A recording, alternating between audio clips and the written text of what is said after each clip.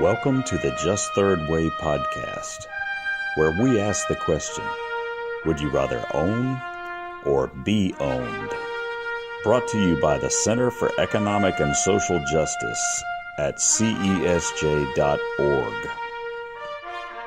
Hi, listeners. Thank you for tuning in again.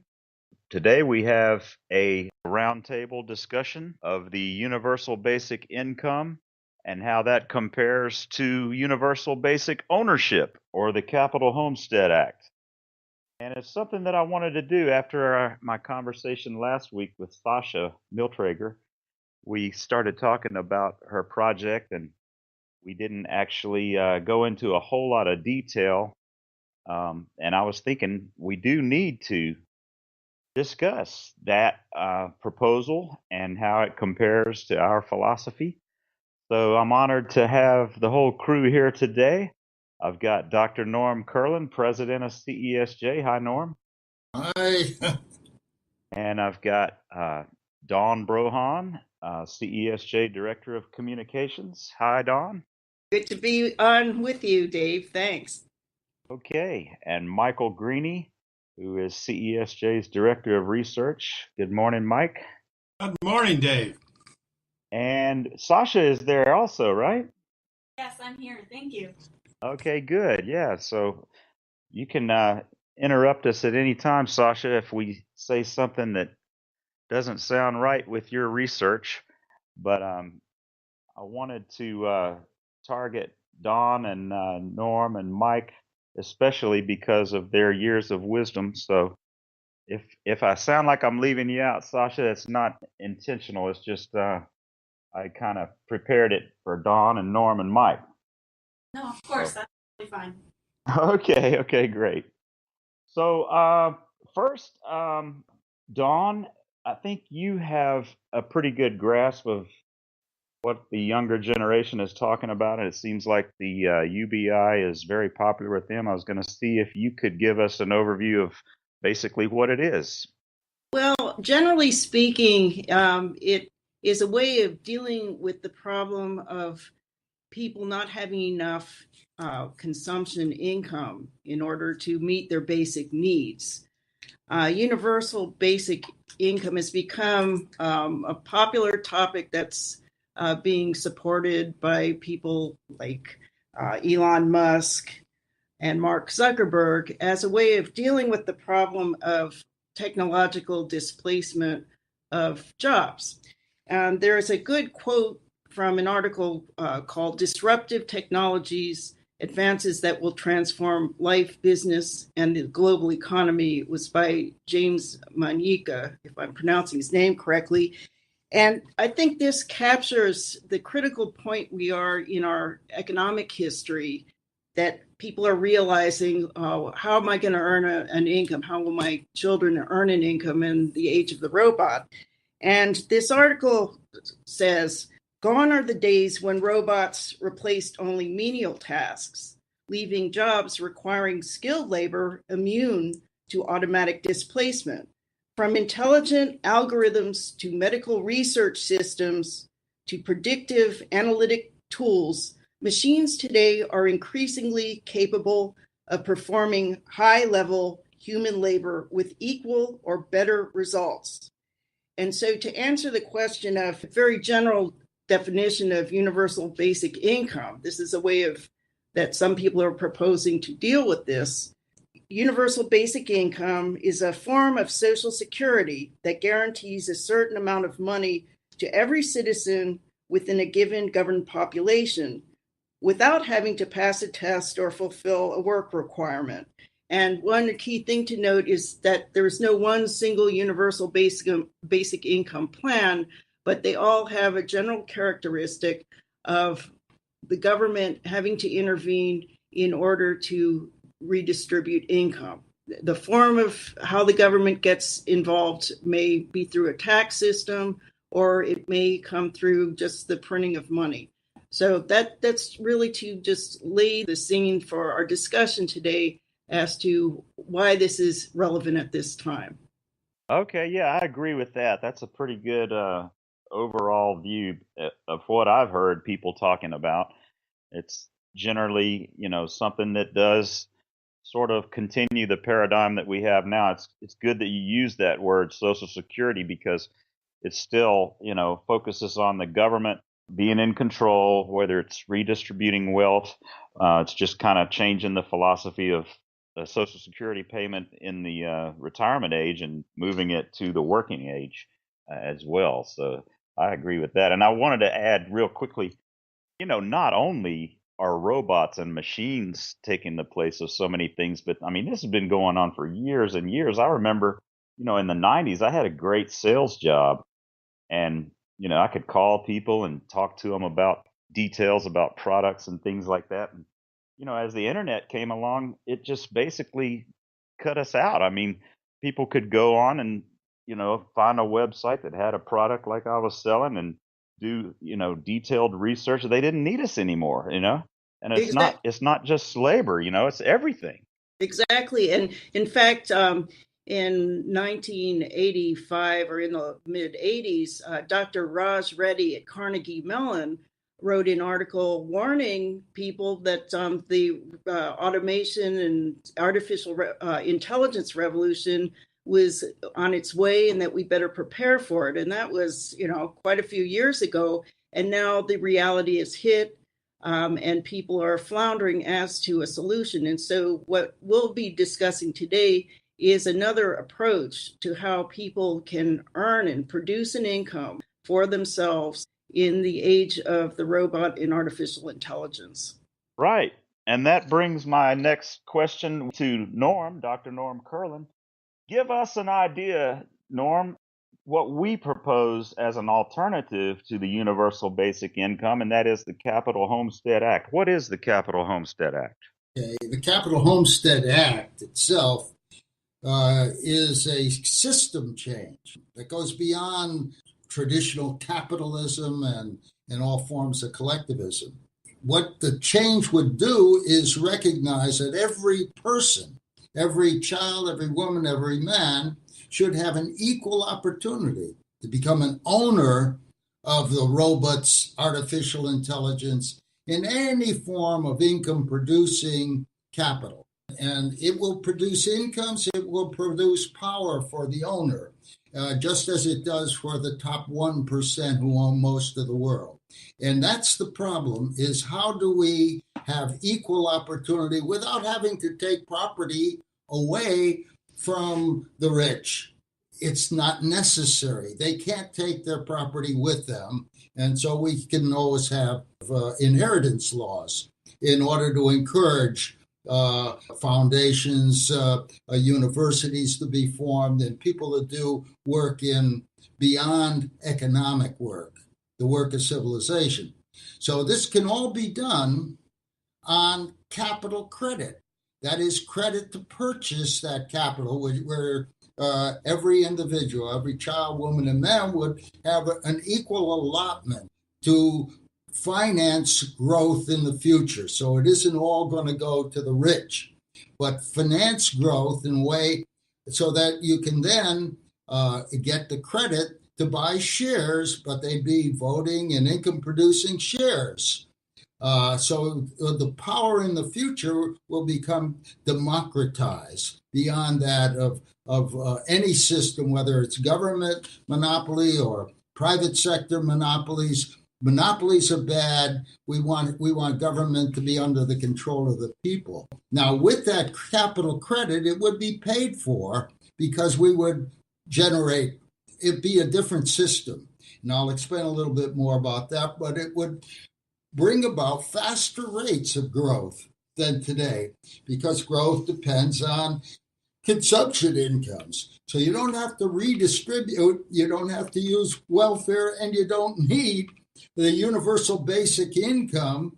Is a very complicated system that this would directly put a source of income into people by changing the tax laws, but most important, the monetary and also the inheritance laws to encourage growth.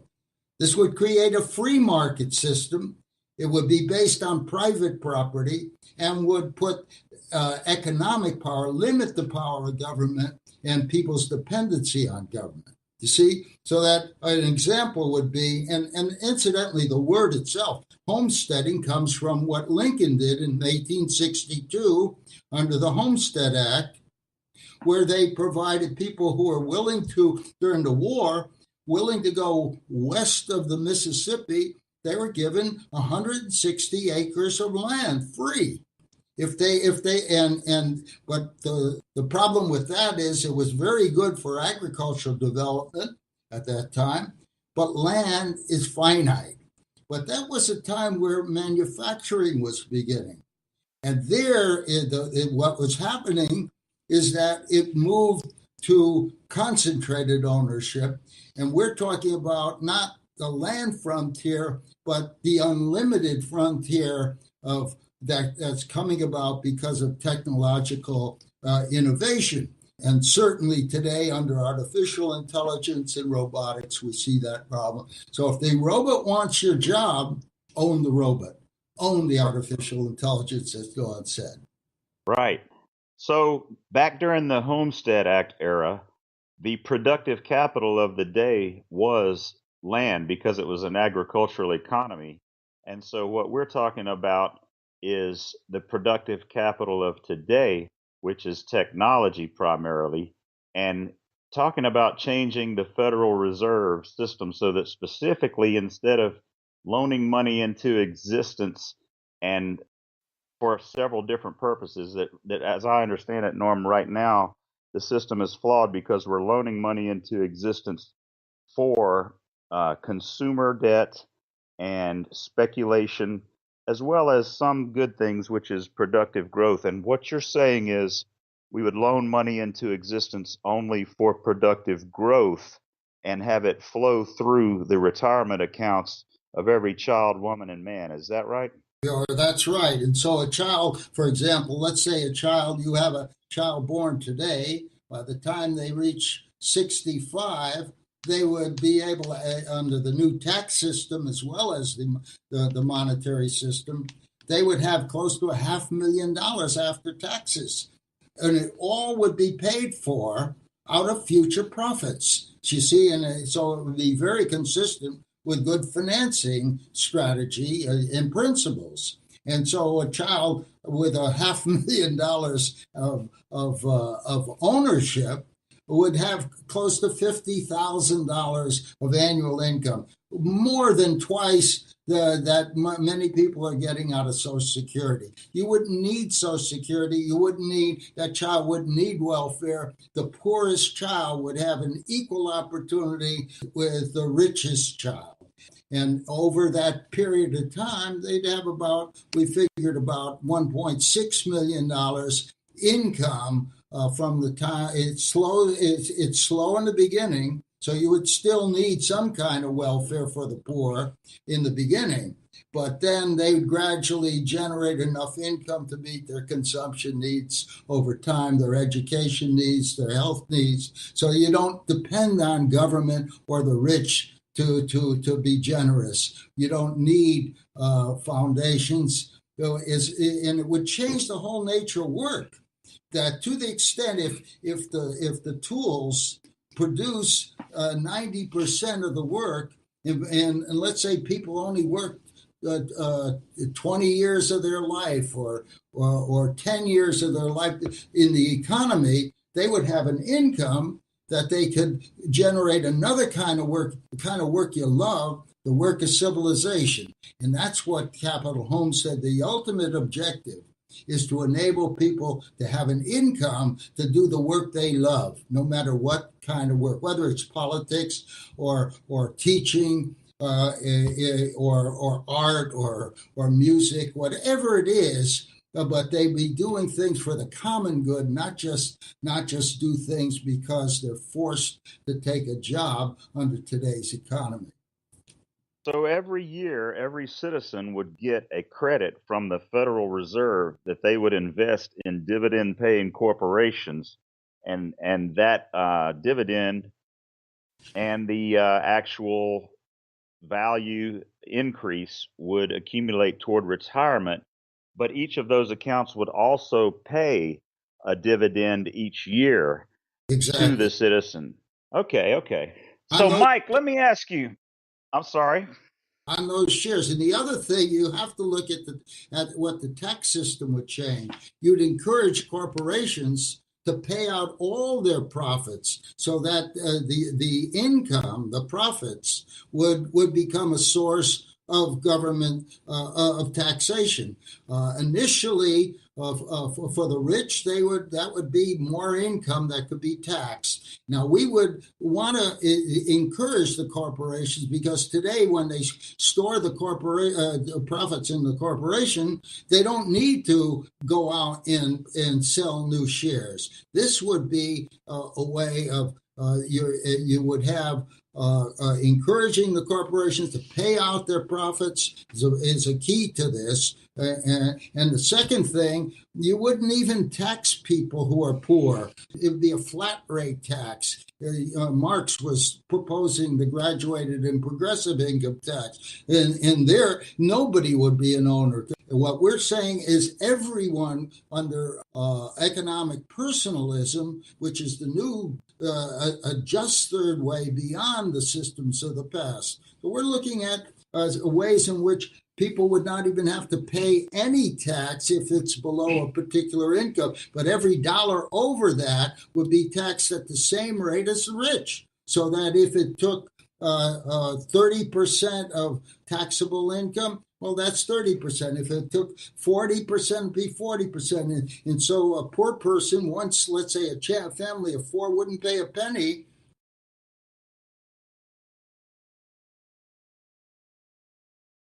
until they had $100,000 of a family of four.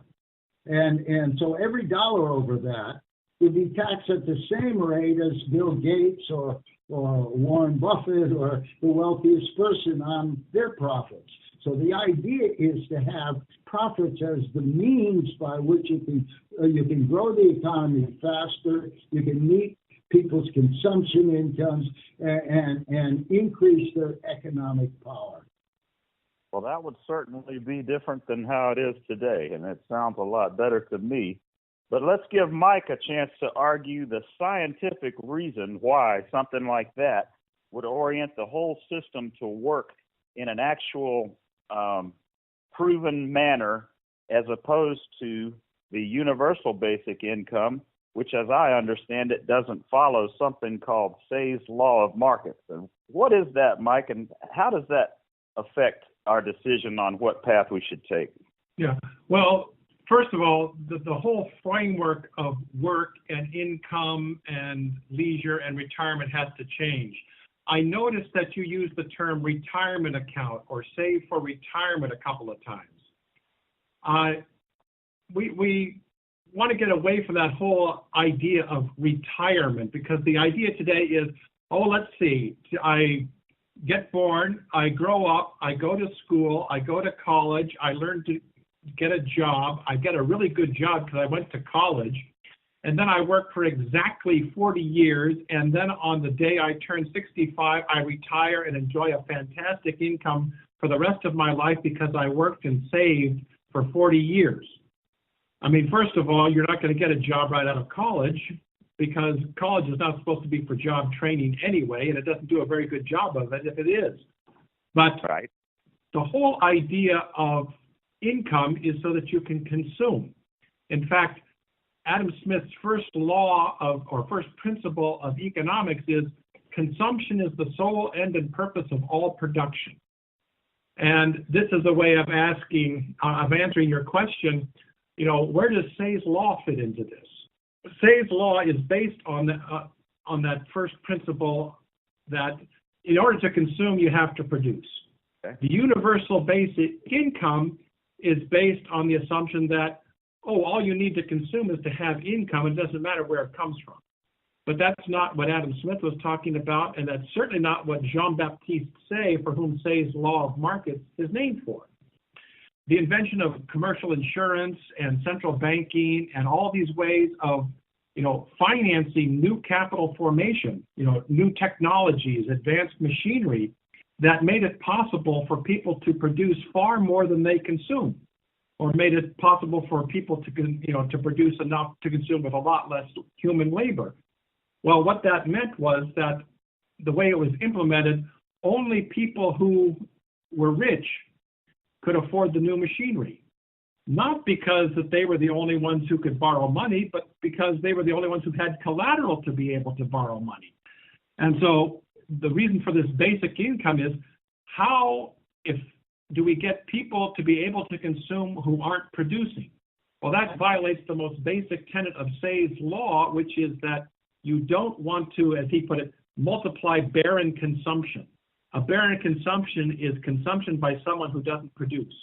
And yet all of Keynesian economics is built on the assumption that, you do multiply barren consumption. You do have the government print up money so that people can consume without producing. Because the main problem is not production, it's consumption. Then you have the supply side saying, oh, no, the problem is production, not consumption. Jean-Baptiste Say said, no, the problem is producing without consuming and consuming without producing. You have to put them together. And nobody seemed to be able to figure out how to do that until Kelso came along and said, well, here's how you can get people who can't afford capital to be able to afford capital. And that's how you lead into the Capital Homestead Act as one application of the principle that anybody can buy capital. All you have to do is be able to repay the purchase of the capital with the profits of the capital itself. And then after that, enjoy the profits of capital as your consumption income. So that in the ideal world, production will equal consumption and consumption will equal production again. Well, it sounds like you're talking about a way to bring it a lot closer to being the ideal world right there. So this Kelso guy, that's Louis Kelso, and he is someone who sort of came up with a way to counter the Keynesian idea of government getting involved and sort of throwing money into the air and, an arbitrary number. And how does his formula match the supply of money with the economy's need for money? Well, can I address that? Yeah. You have what Kelso saw was the rich could not spend all the incomes that they received. There were people on Wall Street who were earning $4 billion a year on gambling, okay? And there's no way that they could spend all that. So that became the source of financing growth. Well, if that's the source of financing growth, then you end up with a system that gets more and more concentrated. Ownership becomes more and more concentrated, and power becomes more and more concentrated. So what Kelso he called his system binary economics. A very simple thing is that in binary economics, the production is not limited to labor inputs. But it's a basis of the capital inputs, which are displacing labor. Therefore, if you want to have a sound system that can grow as fast as possible, you have to enable people to make contributions either in the form of their labor and the market value of their labor, or in the form of ownership of the new capital that's displacing their labor. So you would have a balanced economy, and the wealthy can spend their money, they can give it away, they can form foundations as Bill Gates did, but it does not solve the problem of participation. So Kelso's theory was based on three principles of economic justice. There's an input principle, there's an output principle, and then there's a principle for a balancing, or it's a feedback and correction principle. The first was called, we call it, participative justice. Means you should be able to participate both by contributing your labor to the extent the economy needs labor, and you should also be able to contribute your ownership, and therefore you need a system that makes it possible, a credit and monetary and tax system which encourages. Kelso happens to be also the founder and inventor of the employee stock ownership plans, and where we were able to get laws through the Congress that tax laws and credit policies, so that workers have bought out their companies 100% without ever putting up a penny, without reducing the take-home pay, without their savings. How do they do it? On capital credit. What we say is it's not good enough. What about the teachers? What about university professors? What about people in the healthcare? What about the people who work for social purposes? Where do they get their ability to contribute to the system? What about the unemployed, the disabled, veterans? What about children? Why not children? Why not everyone? They're persons. And so right. Participative justice means everybody must have an equal opportunity, including the richest of the rich. They'll get their $7,000 a year if that's what it is in terms of capital allotments. And then the second principle is the principle of distribution, or we call it distributive justice. Now, some people think distributive justice is you distribute on the basis of need. No, there's a better way, a more democratic way, and that is you distribute according to what a free market, a true non-monopolistic free market system. It's a way in which everybody's participating in terms of determining market prices. And then the third is you would have, as Mike described, the two sides of the equation. Your consumption and production should be in balance. And if they're in balance, that's great. That's ideal. But there's always something wrong with the system. Anything created by human beings, there are going to be flaws in carrying it out. So the third principle, the feedback and correction principle, we call it social justice. And social justice is not a simple term. That's where personalism comes in. Is what do you do when those at the top are distorting justice? Well, what you do is do what Martin Luther King did. That is, you organize peaceful people power, and you reach the point where the people themselves who are being excluded reach a point where, in a peaceful way, they point out the injustices of those who want to perpetuate monopolies. Kelso's binary economics is really simple, and it should be taught throughout the universities. Yeah, and if I may interject something to complete, the thought that I had started to then underscore the importance of Kelso, is that, see, what's been happening for the past 200-300 years or so at an accelerated rate is that the human person has been shoved aside. I mean, people have started thinking in terms of the collective. That's the socialists. The capitalists have been thinking in terms of the wealth that they can accumulate. Yeah, and so far, who's thinking of the poor slob out on the street who can't get a job, who can't own capital, or can't do anything? So the human person has been ignored. Jean-Baptiste Say, even Adam Smith recognized the importance of the human person. The problem was, how do we recognize the human person?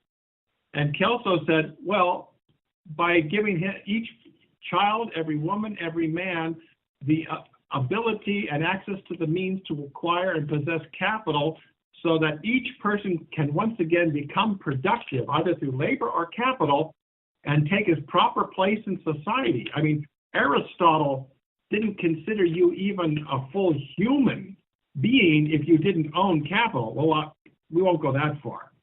But he considered the nominally free person who owned nothing as a masterless slave. That's how bad it was. Let's make one other point about Kelso, because in his first two books, which are downloadable at our website, www.cesj.org,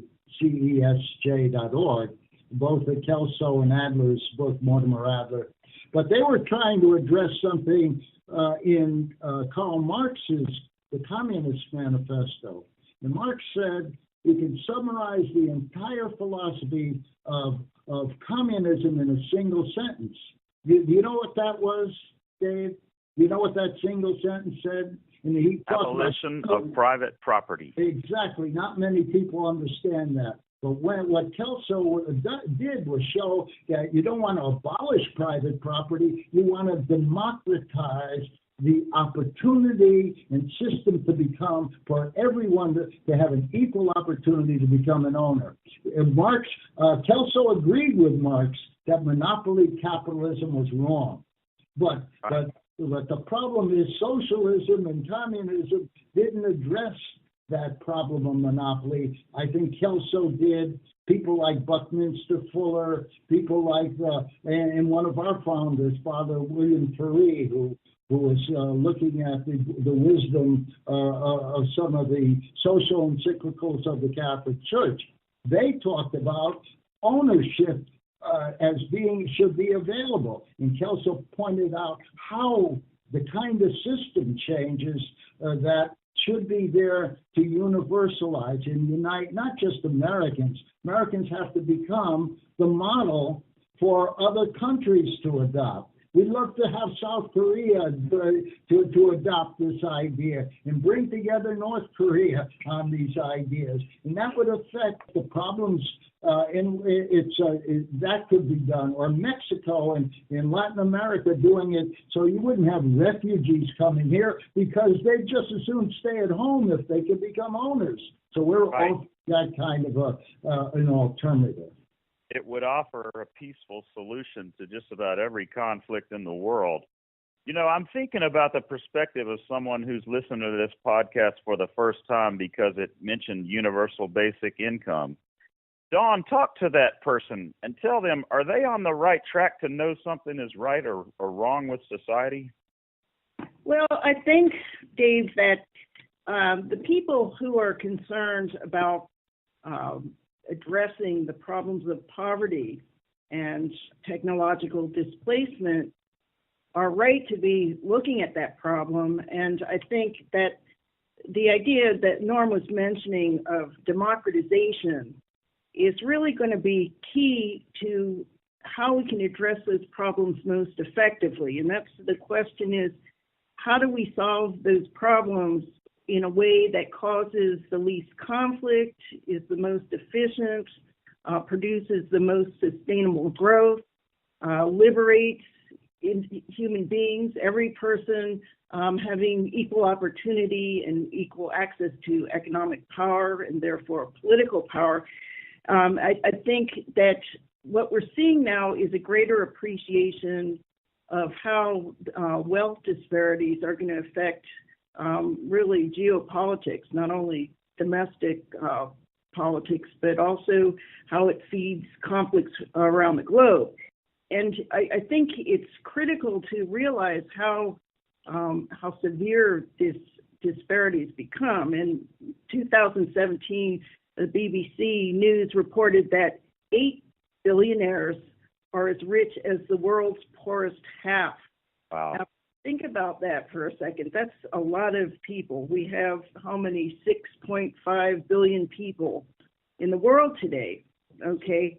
And you have many people who are barely able to eke out a living. They may be earning every year maybe about $200 a year or less in some places. So you think about what is fueling terrorism, what is fueling war, what is fueling severe damage to the environment. You have to look at the questions that I think people are paying attention to, and this includes the very wealthy as well. The fact that you have billionaires like Elon Musk, concerned with the problem of how the average person is going to earn a living in the future, and that what is this going to do to our society? What is it going to do to the chances for human survival if we just disregard this?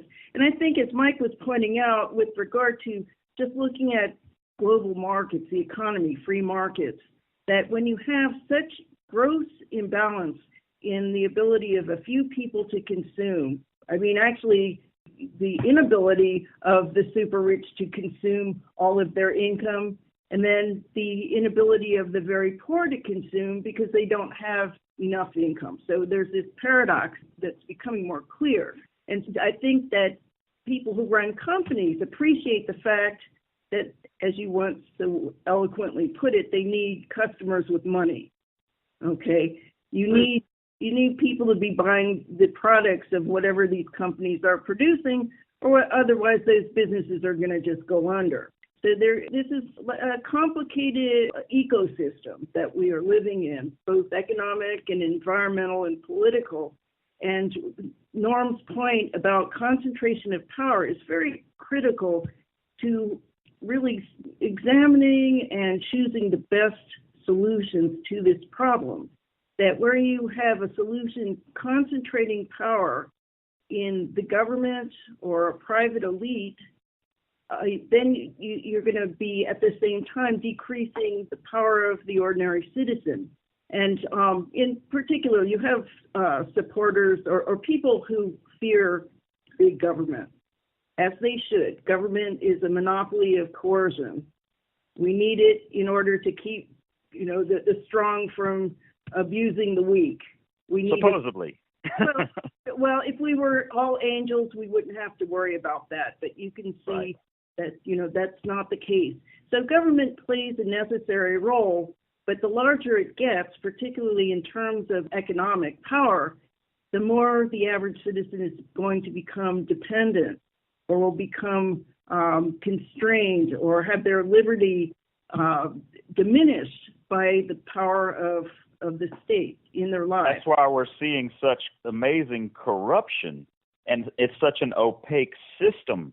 Exactly. That, you got few people that control because few people own.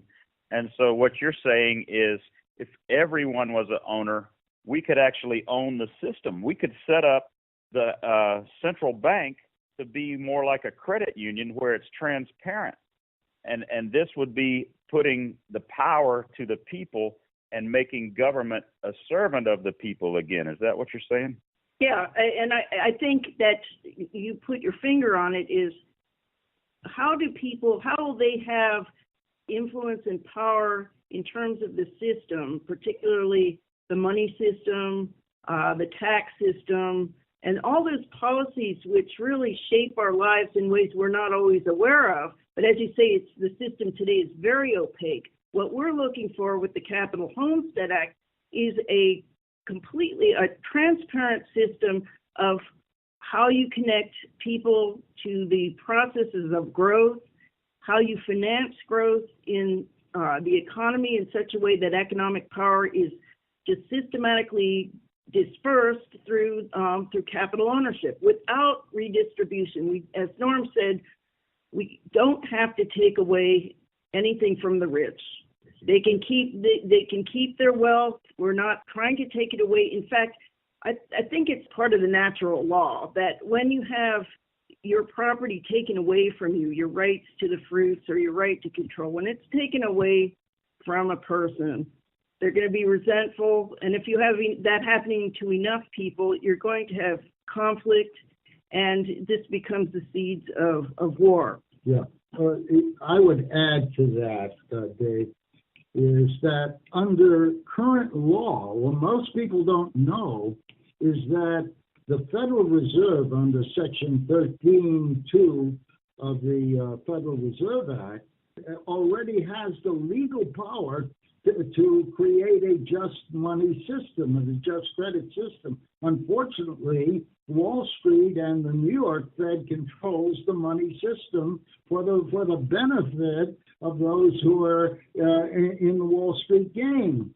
in the present system. So their power to generate income, credit through the local banks, the member banks in each of the 12 Federal Reserve districts could create money in the way we're talking about. That is, it would take the form of capital credit available at the banks for every child, woman, and man in each of the districts so that they can grow to the extent they have a need But the Federal Reserve today, there's no assets behind the currency. Right now, it's government debt. So the more we go into federal government deficits, that becomes the basis, not of an asset-backed currency, but a debt-backed currency. And that's not right, because money is supposed to be a tool in which people would have an idea what's behind the money. And it would always be that there's got to be assets on both sides. Money is like a contract. There is a contract. Under your barter system, you never had a central bank, but people were able to have exchanges. And what money is, as Kelso defines it in his second book, and in both books, money is a yardstick of value, and it should be based on the productive, what's behind it, the value of the assets. It makes it possible for people to the right credit system, not consumer debt, because that's what bankrupts many people today. But you could have interest-free money through the existing powers of the Fed, and the people have to begin to recognize that once they understand Kelso's ideas of what we're talking about, they're going to unite.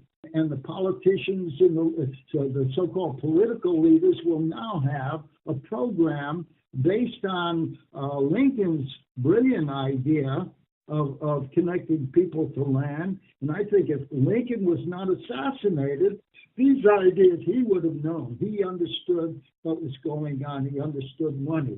But he was assassinated, and so we never got to transfer him to as a leader. What we need are new leaders today, and right. Basically the people have to demand, have to know what they're seeking, and they have to say, look, how about equal economic opportunity to equal ownership opportunity?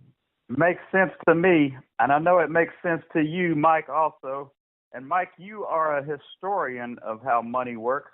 Are there any historical examples that we can look to guess whether a universal basic income where the government just gives money to people, are there any examples of that working? Well, we don't even have to guess. We know. Right off the top of my head, I can think of two. One a couple hundred years ago, or nearly 200 years ago, Alexis de Tocqueville, with whose name you may be familiar, he wrote what is considered by some people to be the first great work of sociology, Democracy in America. Well, before he came to America, he visited England, observed the poverty, the welfare system there, and wrote what he called the memoir or memorandum on pauperism. And to make a long story short, he concluded that just giving people money encouraged them to be idle, and to stay in the welfare system forever, making no effort to get out. Because if you got a job, the welfare stopped. There was no incentive whatsoever to do anything productive. You became just a complete drug on society. That's certainly a risk of, people's philosophy about productivity changing. Now, you can say, well, that was in the 1830s. That's not the way it is today. After all, look at the government of Finland. They experimented with the universal basic income. What happened there? Well, the government of Finland recently decided that it was a failure. Instead of encouraging people to be more creative and productive by securing to them, freedom from worry for their basic necessities, what it did was encourage them to, whenever the phone rang, to run out of the house because they were afraid it might be somebody offering them a job. That's funny. Well, they actually did have quotes from some of the people who were in the program saying that they were terrified whenever the phone rang, because one of the conditions was to receive this universal basic income experiment, you had to take a job if it was offered. That was and the worst that's something that we don't know what would happen with, the government being in charge of it. It could change every year. First, it might start out where every citizen gets some money, and then a year later it might be, well, we're not going to keep going unless, you're looking for a job or, instead of having a systemic change, it would be something that, it's almost like a Band-Aid on the problem. Well, it would almost necessarily have to end up that way because people say, as advocates say, we can finance this out of taxes. Well, if you're going to finance it out of taxes, who's going to pay the taxes if everybody gets the basic income? Well, obviously, you're going to have to pay taxes out of the basic income to fund the basic income. Right. Start figuring that one out, because if you confine it to the tax system, then you're going to be cycling down the amount each person receives by the amount collected in taxes each time. Yeah. And pretty soon you'll end up with zero. So right. If you have a universal basic income program, it's going to have to be funded from something outside the basic income. Somewhere somebody's going to have to produce something. Yep. And I was thinking, Norm touched on it earlier, the ESOP laws. We actually do have an example of a CESJ member sitting down at the table with a senator and finding an advocate for a law that empowers people in a systematic way. And that was the dinner at the Madison, right, Norm? Yeah, that's right. Yep. That was one of the great moments of my life. So it would be something like that where we have a law that goes into effect. That particular law was the ESOP law, and it was Dr. Curlin that we're speaking to now and Louis Kelso were able to find an advocate in the Senate, and that was Senator Russell Long, and they got this ESOP law passed, and it's still in effect today and empowering people. And as I understand it, there's actually, your average working people in some of these ESOP companies are now retiring as millionaires. Is that right? That's correct. So what I'm looking at, it would seem like it would be much easier to tweak the system that we have now and pass a law like that applies to everyone, where productive capital is focused more toward the individual.